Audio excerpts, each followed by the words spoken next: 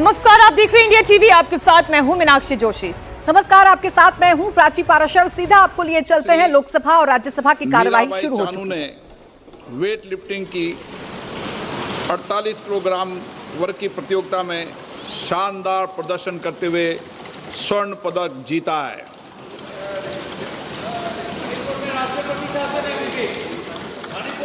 इस प्रतियोगिता में श्री ऋषिकांत सिंह चनम्बम तथा श्री राजा मुत्थु पांडी ने उत्कृष्ट प्रदर्शन करते हुए रजत पदक जीता है।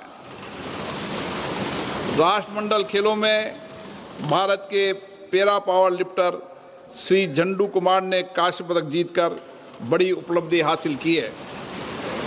मैं सदन की ओर से जीतने वाले सभी खिलाड़ियों को, उनके कोच एवं टीम इंडिया को इस ऐतिहासिक उपलब्धि पर हार्दिक बधाई तथा भविष्य के लिए शुभकामनाएं देता हूं। प्रश्नकाल।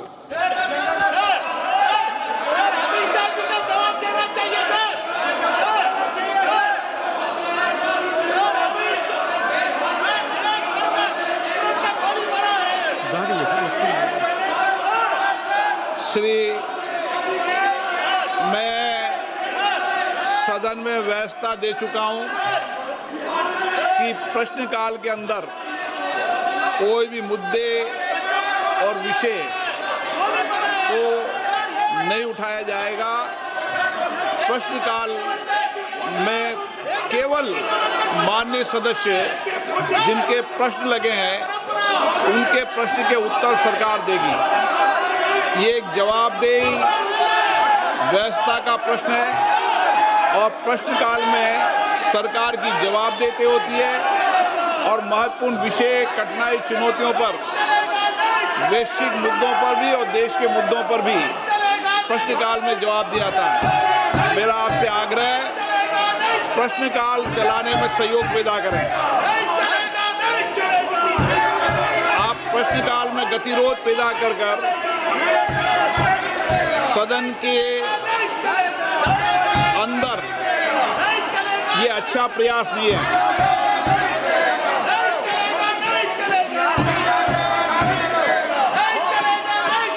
माननीय सदस्यगण, मैं फिर माननीय सदस्य से आग्रह करता हूं, ये सदन है जो दुनिया का सबसे बड़ा लोकतंत्र है। इसकी मर्यादाएं और इसकी सारी व्यवस्थाओं की जिम्मेदारी सभी माननीय सदस्यों की है। मैं कुछ दिनों से माननीय सदस्यों के व्यवहार आचरण को देख रहा हूं। ये सदन की मर्यादाओं के आचरण के अनुरूप नहीं है, ये उचित नहीं है। मैं फिर आपसे आग्रह कर रहा हूं, ऐसे माननीय सदस्यों के खिलाफ मुझे कार्रवाई करनी पड़ेगी जो सदन की मर्यादाओं, परंपराओं को समाप्त करने का प्रयास कर रहे हैं। आप जाइए, अपने अपने सदन बैठिए। ये सदन है, सदन की मर्यादा बनाना रखना आपकी जिम्मेदारी है। इसकी प्रतिष्ठा बनाए रखने की जिम्मेदारी आपकी है। आप संवाद करो, चर्चा करो, महत्वपूर्ण मुद्दों पर बात करो, लेकिन तख्तियां लेकर आना ये उचित नहीं है। आप प्रश्नकाल में गतिरोध पैदा करना चाहते हैं, आपके प्रश्न हैं, महिला सांसद के प्रश्न हैं। सदन की कार्रवाई आज 12 बजे तक के लिए स्थगित की जाती है। तो लोकसभा की कार्रवाई शुरू होने के साथ साथ विपक्ष की ओर से जबरदस्त हंगामा किया गया। विपक्षी सांसद सदन के अंदर हंगामा कर रहे हैं और भारी हंगामे के चलते लोकसभा की कार्रवाई को दोपहर 12 बजे तक के लिए स्थगित कर देना पड़ा है। भारी हंगामे के चलते लोकसभा की कार्रवाई नहीं चलाई जा सकी। दोपहर 12 बजे तक के लिए कार्यवाही स्थगित कर दी गई है। विपक्ष के नेता लगातार शोर कर रहे थे, हंगामा कर रहे थे, वेल में भी आने की कोशिश थी और इसी दौरान भारी हंगामे के चलते कार्यवाही स्थगित कर दी गई लोकसभा की। दोपहर 12 बजे तक के लिए राज्यसभा की कार्यवाही जारी है।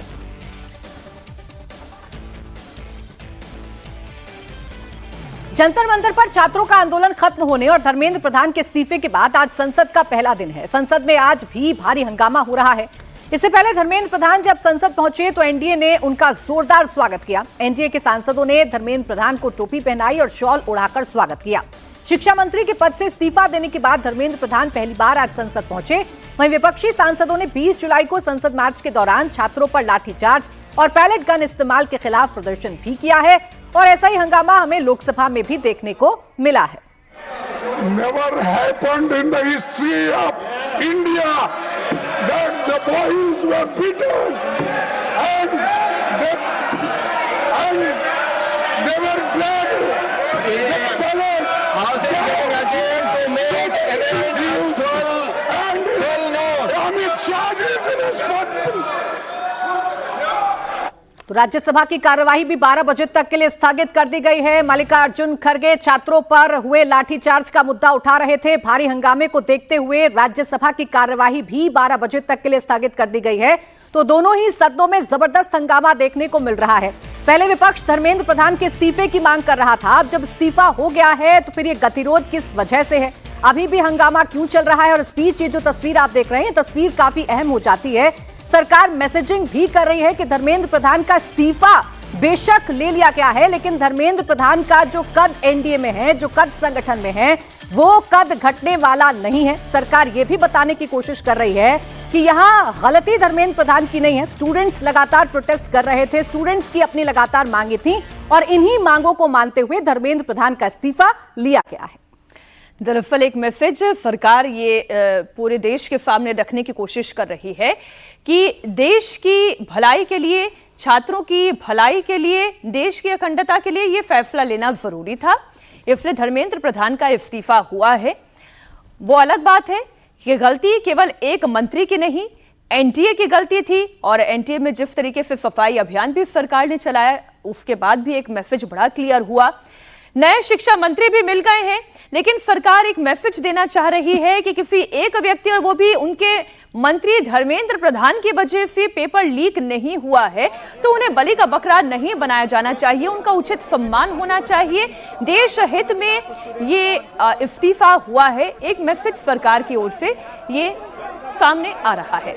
पेपर लीक को लेकर सड़क पर जारी संग्राम तो थम चुका है।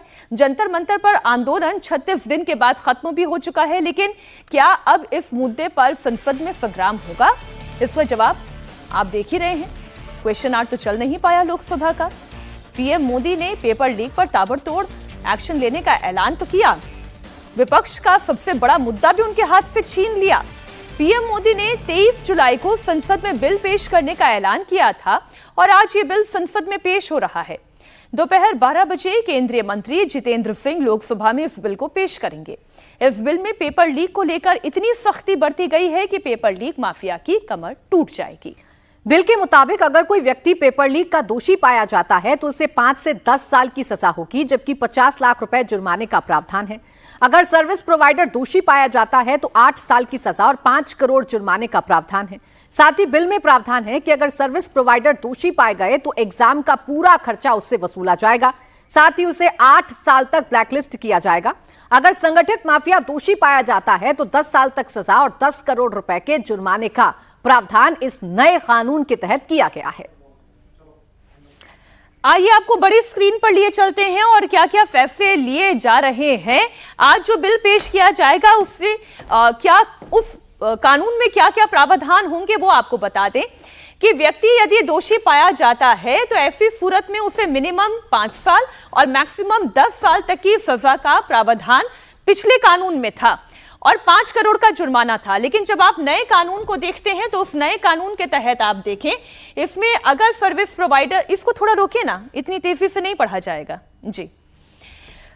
यदि डायरेक्टर या सीनियर या मैनेजर दोषी पाया जाता है तो फिर सजा क्या है? 5 से 10 साल की सजा और 5 करोड़ का जुर्माना है।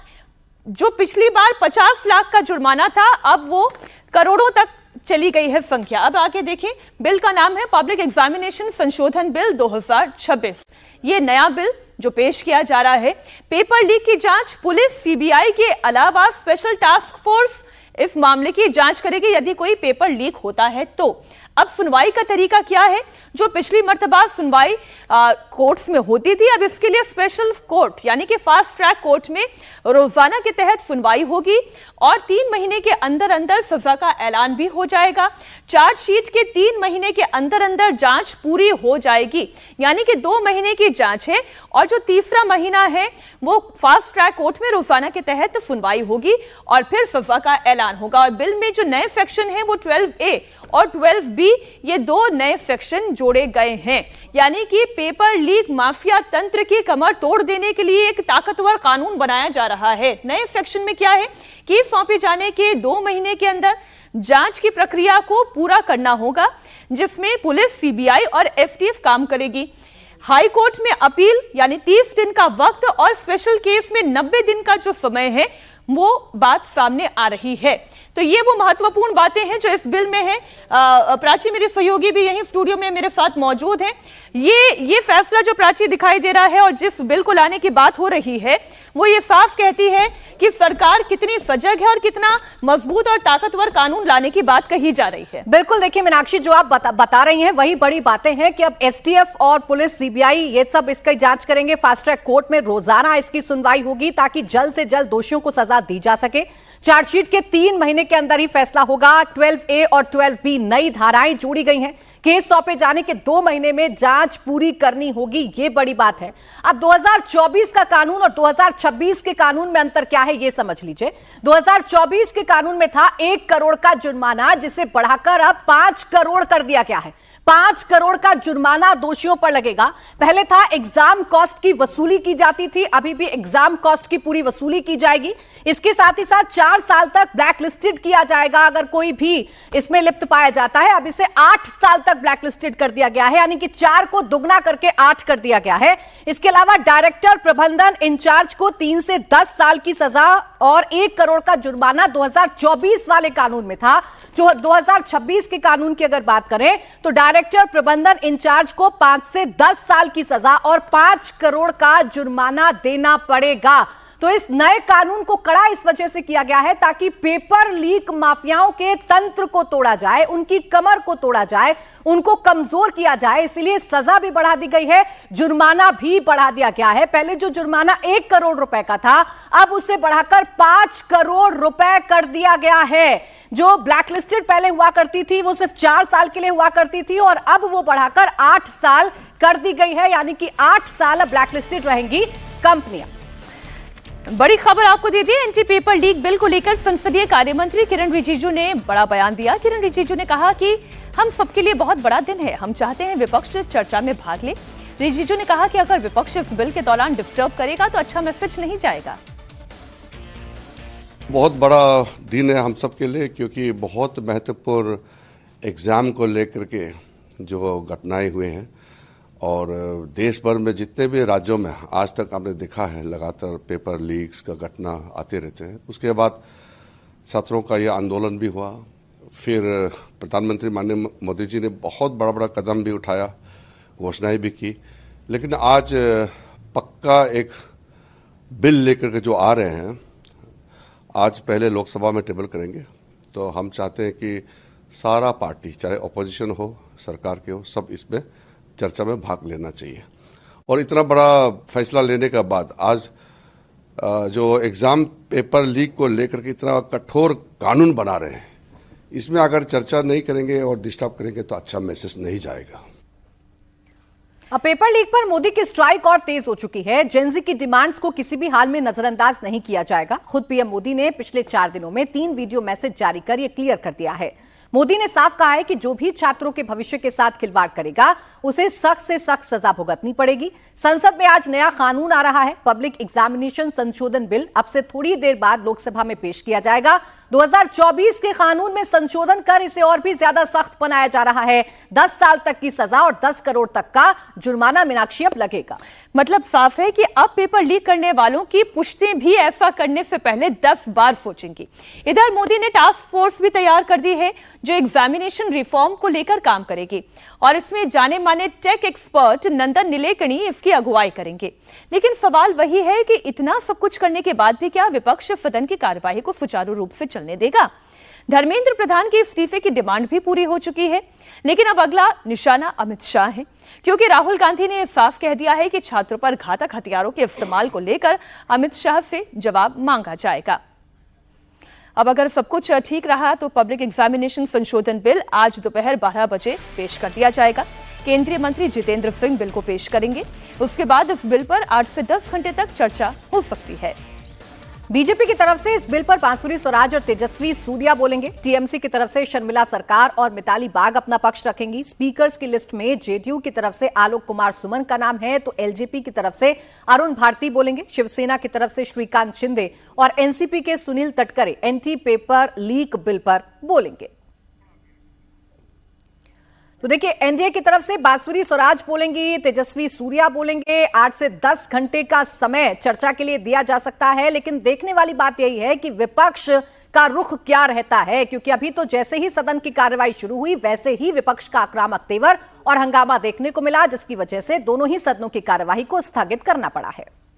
संसद की कार्यवाही शुरू होने से पहले विपक्ष ने अपना ट्रेलर भी दिखा दिया है, या यूं कहे कि संसद की कार्रवाई शुरू होने के साथ साथ विपक्ष ने अपना ट्रेलर दिखा दिया है। 11 बजे संसद की कार्रवाई शुरू हुई और 5 मिनट भी कार्रवाई नहीं चल पाई है। इधर प्रधानमंत्री नरेंद्र मोदी हैं, जिन्होंने पेपर माफिया पर जबरदस्त स्ट्राइक का मन बनाया है। छात्रों और युवाओं के लिए मोदी एक के बाद एक मैसेज जारी कर रहे हैं। पेपर लीक पर मोदी ने चौतरफा स्ट्राइक का मन बनाया है। कानून सख्त करने के साथ साथ हाई पावर्ड टास्क फोर्स का गठन किया गया है। प्रधानमंत्री मोदी ने छात्रों के लिए तीसरा वीडियो संदेश भी जारी किया है। मोदी ने क्लियर मैसेज दे दिया है, एग्जाम में अब लीकेज नहीं होगी। मोदी लगातार छात्रों और खासतौर पर जेनजी से बात कर रहे हैं, उनके लिए वीडियो मैसेज जारी कर रहे हैं। कल उनका तीसरा मैसेज भी आया, जिसमें उन्होंने टास्क फोर्स को लेकर जानकारी दी। साथ ही संसद में आज जो सख्त कानून आ रहा है उसकी जानकारी एक बार फिर दोहराई। आइए आपको सुनाते हैं प्रधानमंत्री नरेंद्र मोदी ने क्या कहा, लेकिन उससे पहले इसकी डिटेल हम आपको दे दें। कानून के तहत पेपर लीक का दोषी पाए जाने पर 10 साल तक की सजा और 10 करोड़ के जुर्माने का प्रावधान है। टास्क फोर्स रेडी है, लीक प्रूफ एग्जाम कराने की पूरी तैयारी है। तो अभी संसद परिसर की तस्वीर हम आपको दिखा रहे हैं। लगातार हंगामा विपक्ष की तरफ से किया जा रहा है। प्रियंका गांधी आपको नजर आ रही होंगी। प्रियंका गांधी के साथ साथ तमाम जो विपक्ष के सांसद हैं वो लगातार हंगामा कर रहे हैं, सरकार पर अटैक करने की कोशिश कर रहे हैं, जबकि सरकार बार बार ये बता रही है कि शिक्षा मंत्री का इस्तीफा भी हो चुका है। जो पेपर लीक माफिया है उन पर चौतरफा स्ट्राइक करने के लिए नया कानून भी सरकार लेकर आ रही है। तो फिर ये हंगामा किस वजह से विपक्ष कर रहा है, और इस हंगामे के पीछे की जो भी वजह है उससे सफर तो देश का युवा ही होगा, क्योंकि देश के युवाओं के लिए ही सरकार ये नया कानून आज संसद में पेश करने जा रही है। आप देखिए क्या नारेबाजी इस वक्त की जा रही है। वोट चोरी, पेपर चोरी और चंदा चोरी, यानी कि तीनों मुद्दे हैं जो विपक्ष की तरफ से उठाए जा रहे हैं। ये कह रहे हैं कि लोकतंत्र में वोट चोरी ये सरकार करती है, युवाओं के मामले में पेपर चोरी का मसला भी उठाया जा रहा है, और आस्था के नाम पर चंदा चोरी का मसला भी विपक्ष की तरफ से उठाया जा रहा है। यानी फिलहाल विपक्ष को देखकर ये कहा जा सकता है कि संसद के अंदर मौजूद गतिरोध अभी खत्म होने का नाम नहीं ले रहा है। अब देखना यह होगा कि 12 बजे जब इसको टेबल किया जाएगा नए बिल को, तब विपक्ष का रुख क्या रहता है। आइए अब आपको बताते हैं, जिस टास्क फोर्स की बात प्रधानमंत्री नरेंद्र मोदी कर रहे हैं वो टास्क फोर्स कितनी महत्वपूर्ण है, उनमें कौन कौन सदस्य शामिल हैं। जाने माने टेक एक्सपर्ट और इन्फोसिस के को फाउंडर नंदन नीलेकणी इसके अध्यक्ष हैं। इसरो के पूर्व चेयरमैन एस सोमनाथ को भी इसमें रखा गया है। आईआईटी मद्रास के निदेशक बी कामाकोटी भी इसमें शामिल हैं। पूर्व शिक्षा सचिव अनीता करवाल इस हाई पावर्ड कमेटी के सदस्य हैं। पूर्व आईबी डायरेक्टर तपन देका और लॉजिस्टिक एक्सपर्ट अमृत लाल मीणा को भी इसमें जगह दी गई है। लेकिन सबसे ज्यादा चर्चा जिस नाम की है वो है टेक एक्सपर्ट नंदन नीलेकणी का। तो जानते हैं कि आखिर नंदन नीलेकणी कौन है। पीएम ने दलगत राजनीति से ऊपर उठकर नंदन नीलेकणी को सेलेक्ट किया है। नीलेकणी 2014 में कांग्रेस के टिकट पर लोकसभा चुनाव भी लड़ चुके हैं, लेकिन उनका तारुफ इससे कहीं ऊपर है। इस हाई पावर्ड कमेटी का अध्यक्ष नंदन नीलेकणी को बनाया गया है। यह कमेटी एग्जाम रिफॉर्म्स पर काम करेगी। नंदन नीलेकणी जाने माने टेक एक्सपर्ट हैं, इन्फोसिस के सह संस्थापक हैं, आधार कार्ड का इन्हें जनक माना जाता है। इतना ही नहीं, नंदन नीलेकणी को यूपीआई का आर्किटेक्ट भी कहा जाता है। कल पीएम मोदी ने अपने तीसरे वीडियो संदेश में इस हाई पावर्ड कमेटी की जानकारी दी।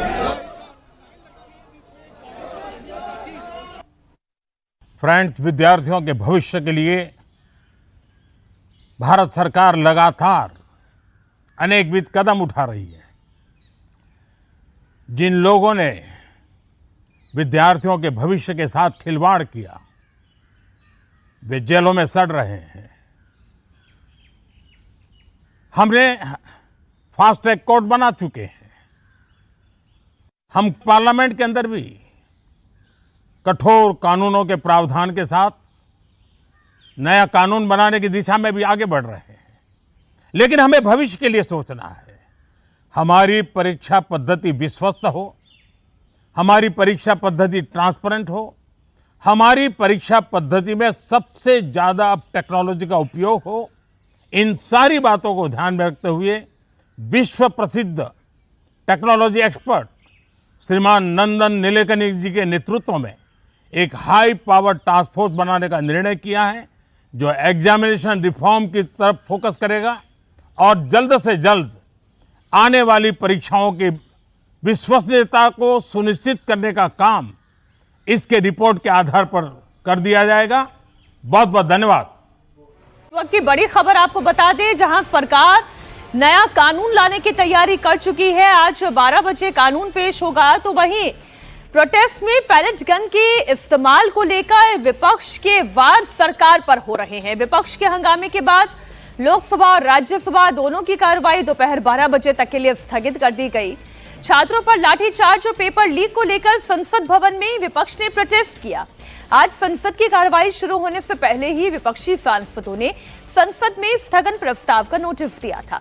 कल राहुल गांधी ने अमित शाह को चिट्ठी भी लिखी, जवाब मांगा। प्रदर्शनकारी छात्रों पर पैलेट गन चलाने का अधिकार किसने दिया था?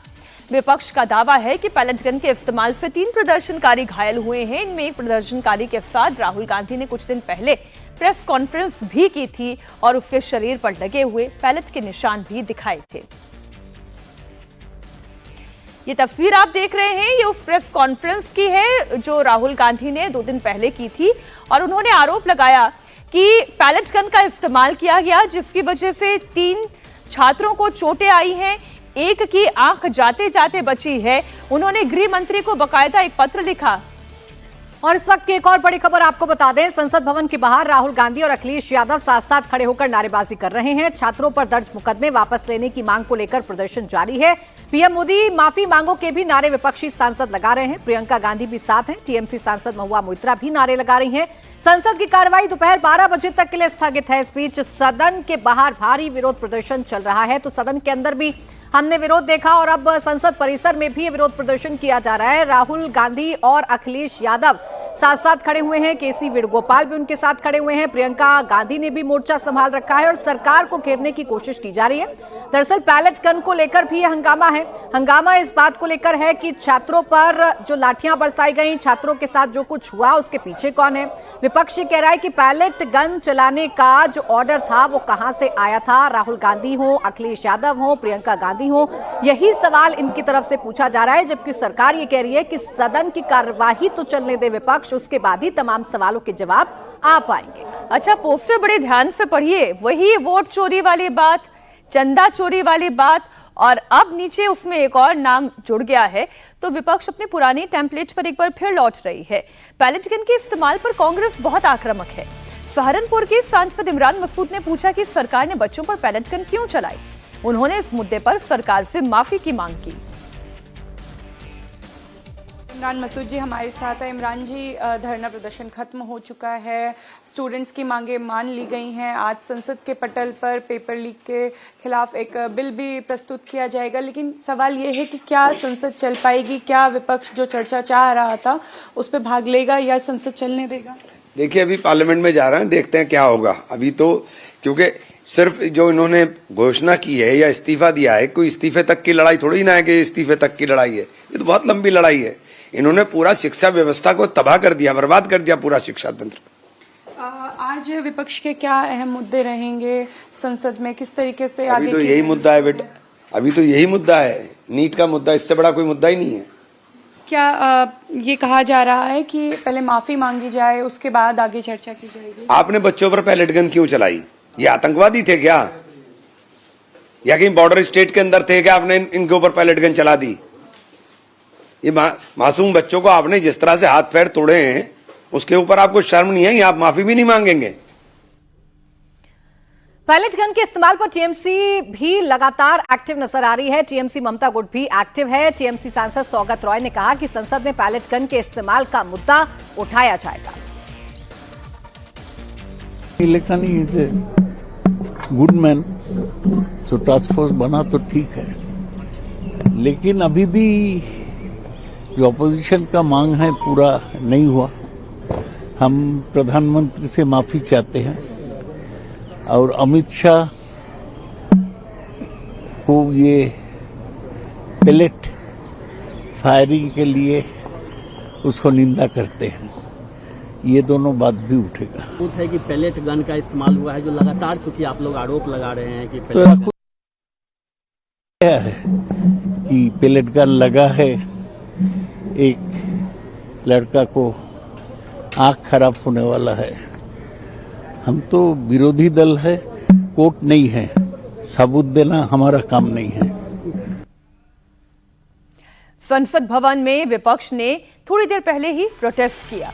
इस दौरान प्रियंका गांधी ने कहा कि बंगाल और बिहार में छात्रों के खिलाफ एफआईआर हो रही है। इस पर उन्होंने सवाल उठाए।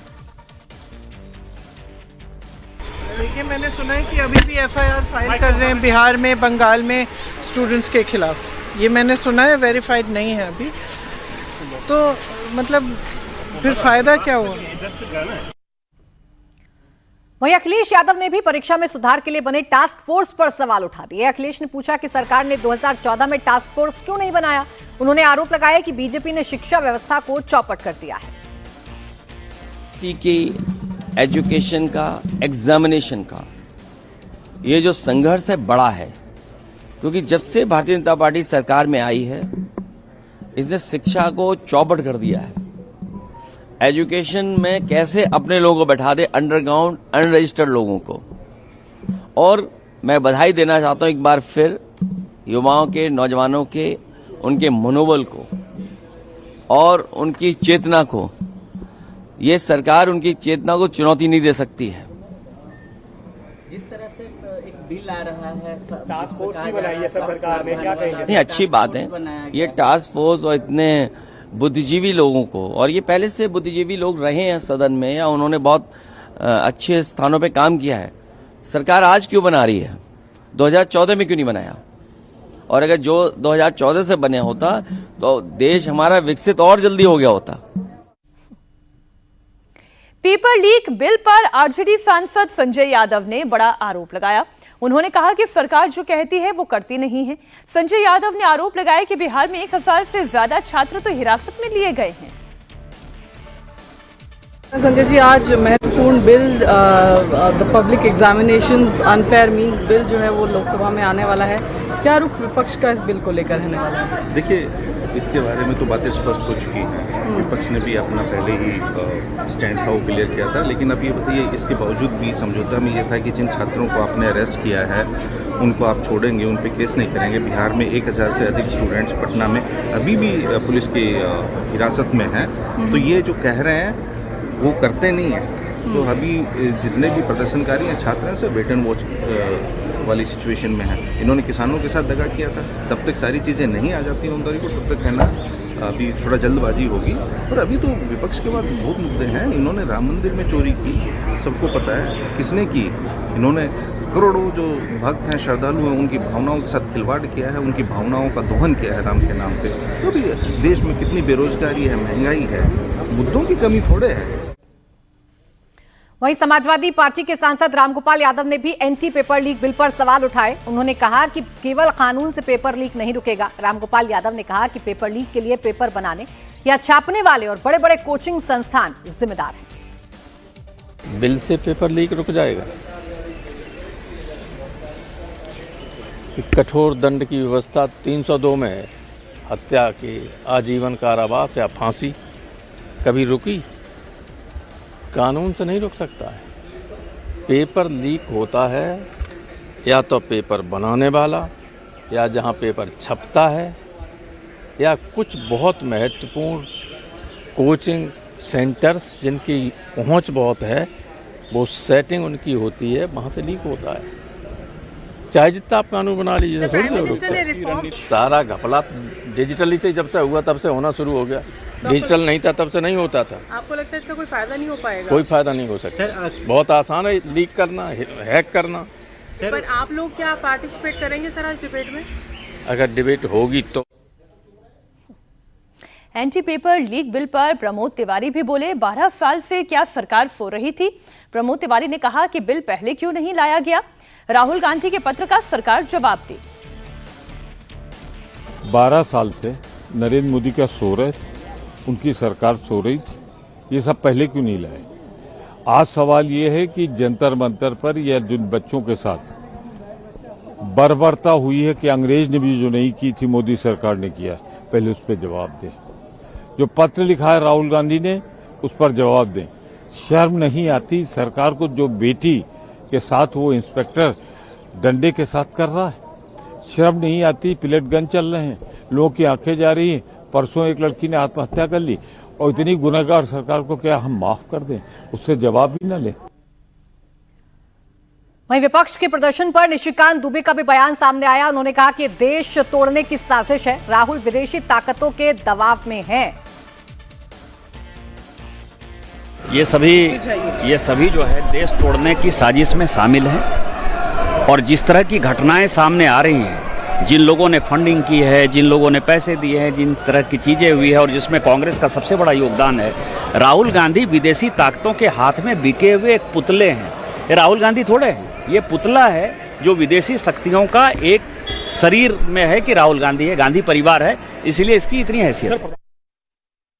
अखिलेश जी, क्या सदन की कार्रवाई चलेगी आज? लोकसभा में बहुत महत्वपूर्ण बिल लगा है जिसकी मांग आप लोग कह रहे थे कि कठोर कार्रवाई और कठोर नियम बनाए जाने चाहिए। नहीं, कठोर नियमों के साथ सरकार ज़्यादा नहीं है, लेकिन गृह मंत्री जी को जरूर आके साफ करना चाहिए बात कि शादी वर्दी में कौन लोग थे और किसने परमिशन दिया उनको छात्रों की पिटाई के लिए। पुलिस को कहां से आदेश मिला कि छात्रों की बर्बरतापूर्ण पिटाई करिए? तो ये तो जवाब उन्हीं को देना पड़ेगा। इस बीच एक बड़ी खबर आ रही है सिवान से। संसद की कार्रवाई शुरू हो गई है। 12 बजे तक के लिए संसद की कार्रवाई स्थगित की गई थी, लेकिन इस वक्त पार्लियामेंट प्रीमाइसेस की तस्वीर आप देख रहे हैं। ये मकर द्वार के बाहर की ये तस्वीरें हैं जहां पर विपक्ष और विपक्षी एका आप देखें। इस प्रदर्शन के दौरान ये आप कह सकते हैं कि इंडिया अलायंस को भी बहुत बड़ी ऊर्जा मिली है। सरकार के खिलाफ विपक्ष एकजुट दिखाई दिया है। प्रियंका गांधी दिखाई दे रही हैं, समाजवादी पार्टी से अखिलेश यादव दिखाई दे रहे हैं, राहुल गांधी हैं, केसी वेणुगोपाल हैं, टीएमसी ममता गुट से महुआ मोइत्रा दिखाई दे रही हैं, इमरान प्रतापगढ़ी हैं, दीपेंद्र हुड्डा हैं। विपक्ष की ताकत इस वक्त सरकार को घेरने में लगाई गई है, लेकिन सवाल यह है कि क्या इस नए कानून पर विपक्ष सरकार का साथ देते हुए चर्चा में भाग लेगा या नहीं। सदन की कार्रवाई शुरू होने के साथ साथ स्थगित करनी पड़ी, 12 बजे तक के लिए स्थगित हुई और अब हम 12 बजने का इंतजार कर रहे हैं। इंतजार इस बात का जब जितेंद्र सिंह सरकार की तरफ से इस बिल को पेश करेंगे। The only step one, we have seen the resignation of Dharmendra Pradhan, delayed as it were. What is most important now is accountability from the Home Ministry. You cannot have in the largest democracy in the world children, our children, innocent, vulnerable, peaceful protesters being dragged on the street, projectile action guns, pellet guns and electric weapons being used on the children and no accountability. और इस वक्त की एक और बड़ी खबर सिवान से आ रही है। स्टूडेंट प्रोटेस्ट के दौरान AK-47 से फायरिंग करने वाले जवान को सस्पेंड कर दिया गया है। AK-47 से गोली चलाने वाले जवान का नाम अभिषेक पटेल है। अभिषेक SIT का जवान है। विवाद के बाद अभिषेक को सस्पेंड कर दिया गया है। प्रदर्शन कर रहे लोगों पर जवान ने AK-47 से सीधी फायरिंग की थी। सिवान में हुई फायरिंग में 3 छात्र घायल हुए हैं, जिनमें 2 के गर्दन से गोली छूकर निकल गई। वहीं एक छात्र के पैर में गोली फंसी थी, तो वहीं एक छात्र के गर्दन में गोली लगी थी। मामला तूल पकड़ने के बाद फायरिंग करने वाले जवान पर एक्शन हुआ है।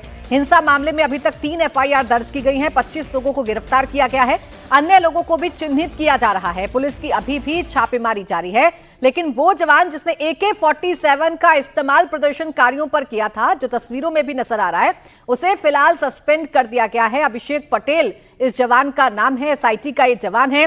एकाएक AK-47 का इस्तेमाल जवान की तरफ से किया गया था। प्रोटेस्टर्स सड़कों पर थे और इन प्रोटेस्टर्स को काबू करने के लिए आखिरकार AK-47 का इस्तेमाल करने का अधिकार किसने दिया भाई? ऑर्डर कहां से आया? अब इसी मसले को लेकर विपक्ष लगातार हमलावर है, विपक्ष सवाल पूछ रहा है, तो सरकार ने भी कार्रवाई करते हुए अभिषेक पटेल को सस्पेंड कर दिया है। और जो बात अभी प्रियंका गांधी की भी आप सुन रहे थे, वो ये कह रहे थे कि अन्य प्रदेशों में इस वक्त छात्रों को गिरफ्तार किया जा रहा है या उनके ऊपर FIR की जा रही है, ये मुद्दा उठाया जाएगा पार्लियामेंट में। इधर सिवान में हुई हिंसा के बाद अब सियासत तेज हो गई है। बिहार के नेता प्रतिपक्ष तेजस्वी यादव ने सम्राट सरकार के खिलाफ मोर्चा खोला। तेजस्वी यादव ने सम्राट सरकार को आज शाम तक का अल्टीमेटम दिया कि अगर गिरफ्तार किए गए छात्रों और उनके भाई तेज प्रताप को शाम तक रिहा नहीं किया गया तो उनके ऊपर दर्ज मुकदमे वापस नहीं हुए तो पूरे बिहार में आंदोलन होगा। उन्होंने कल शाम को यह बयान दिया था। सुनिए तेजस्वी यादव ने क्या कहा। हम सरकार के लोगों से आग्रह नहीं करेंगे बल्कि चेतावनी देना चाहते हैं। हमारे विधायकों को उठा लिया जाता है, हमारे कार्यकर्ताओं नेताओं को उठा लिया जाता है, हमारे बड़े भाई तेज प्रताप को ले गया, लेकिन सैकड़ों हजारों छात्रों पर पूरे बिहार के हर एक जिलों पर जो है कार्रवाई की गई, FIR किया गया, जेल में अभी भी है। अगर चेतावनी है सम्राट चौधरी जी को, अगर कल तक केस मुकदमा वापस नहीं लिया गया, रिहा नहीं किया गया कल शाम तक, तो हम लोग जो है पूरे बिहार भर में जो है आंदोलन करेंगे। वहीं एक्टिविस्ट सोनम वांगचुक को लेकर भी बड़ी खबर सामने आ रही है। पेपर लीक के मुद्दे पर अनशन पर बैठे एक्टिविस्ट सोनम वांगचुक मेदांता अस्पताल से डिस्चार्ज होने के बाद सीधा राजघाट जाएंगे। बताया जा रहा है कि अब से कुछ ही देर बाद वो राजघाट पहुंचेंगे, जहां वो महात्मा गांधी को नमन करेंगे। इसके बाद वो लद्दाख के लिए रवाना हो जाएंगे। तो राजघाट पर बापू को नमन करेंगे सोनम वांगचुक। अनशन से पहले भी राजघाट गए थे और जब अनशन खत्म कर दिया है, मेदांता से डिस्चार्ज होने के बाद वो राजघाट जाएंगे। पेपर लीक के मुद्दे पर सोनम वांगचुक ने 26 दिनों तक अनशन किया था। सरकार ने सोनम वांगचुक की सभी मांगे मान ली थी, जिसके बाद सोनम वांगचुक ने अपने अनशन को खत्म कर दिया था और आज राजघाट जाकर बापू को नमन करने के साथ ही जो सोनम वांगचुक हैं वो लद्दाख वापस लौट जाएंगे। 27 जून की तस्वीर आपको दिखा रहे हैं। अपना अनशन शुरू करने से पहले CJP के साथ सोनम वांगचुक राजघाट गए थे, जहां पर महात्मा गांधी को नमन करते हुए, उनको श्रद्धांजलि देते हुए सोनम वांगचुक ने अपने अनशन की शुरुआत की थी। और आज की तस्वीर यह है कि आज मेदांता से डिस्चार्ज होने के बाद भी सोनम वांगचुक महात्मा गांधी को नमन करने के लिए राजघाट जाएंगे और फिर उसके बाद खबर यह है कि वो लद्दाख के लिए रवाना हो जाएंगे। एक और बड़ी खबर आपको देते हैं। राम मंदिर चढ़ावा चोरी केस में आज दिल्ली में बड़ी हलचल है। 4 याचिकाओं पर सुप्रीम कोर्ट में सुनवाई हो रही है। ये चारों याचिकाएं अलग अलग दायर की गई हैं।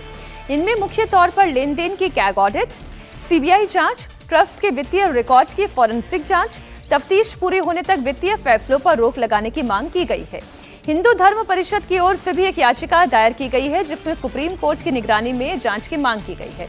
इससे पहले 20 जुलाई को कोर्ट ने दोबारा SIT बनाने का आदेश दिया था और इसके बाद उत्तर प्रदेश सरकार ने नई SIT का गठन किया। कमान IG लखनऊ रेंज किरण S को सौंपी गई है। आज नई SIT अपना स्टेटस रिपोर्ट भी कोर्ट के सामने रखेगी। चढ़ावा चोरी केस में अब तक 8 आरोपी जेल में हैं। करीब 80 लाख रुपए बरामद भी किए गए हैं। नए CEO को लेकर प्रक्रिया जारी है। ट्रस्ट की अपील पर अब तक 5200 से ज्यादा आवेदन आ चुके हैं। देखिए, चढ़ावा चोरी में सुप्रीम सुनवाई आज होने जा रही है। 4 याचिकाओं पर यह सुनवाई होगी सुप्रीम कोर्ट के अंदर। लेन देन की जांच, कैग ऑडिट की मांग इसमें की गई है कि कैग से ऑडिट करवाया जाए। CBI जांच और ट्रस्ट की फॉरेंसिक ऑडिट की भी मांग इस याचिका में की गई है। तो इन चारों याचिकाओं पर सुप्रीम कोर्ट में आज सुनवाई होने जा रही है। तो आज का दिन राम मंदिर चढ़ावा चोरी से जुड़ा हुआ आज काफी महत्वपूर्ण दिन है, क्योंकि सुप्रीम कोर्ट में आज इस मसले पर सुनवाई होने जा रही है। 4 याचिकाएं सुप्रीम कोर्ट में दायर की गई हैं। तो ये तस्वीर इस वक्त आपके सामने है जो टीम पहले से ही इस मामले में एसआईटी अपना काम कर रही है। इसमें लखनऊ रेंज के आईजी किरण एस हैं, डीआईजी अयोध्या रेंज के सुमिन वर्मा हैं।